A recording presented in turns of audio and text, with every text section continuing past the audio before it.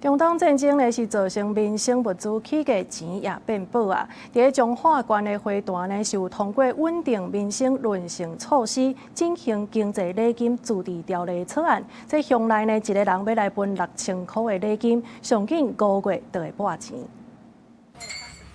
這陣啊，國內塑膠原物料因為中東戰爭影響，出現欠貨起價情形，也連帶影響民生物資的價格。未少餐飲業者宣布起價。彰化縣花壇鄉也通過進行經濟禮金駐地條例草案，要發給鄉內一個人6000塊的禮金。逐項啊，油鹽攏也是起啊，真好啊！這是對咱這老歲仔較有幫助啦。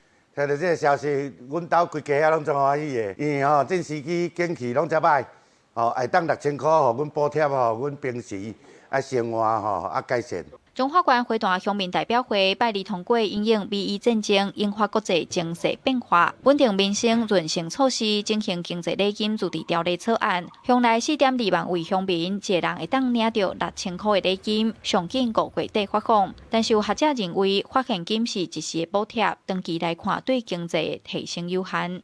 工作還佫有一寡錢幣的，這嘛是攏大家的稅金錢。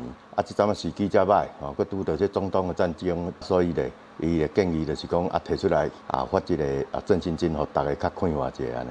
一個國家有足濟代志通去做的，發現金直接發予一般的民眾較好，還是這個現金應該愛摕去做一寡對民眾較有幫助的建設也好，還是提升大家這個公共服務較好，愛去比較這兩個看對一個較好。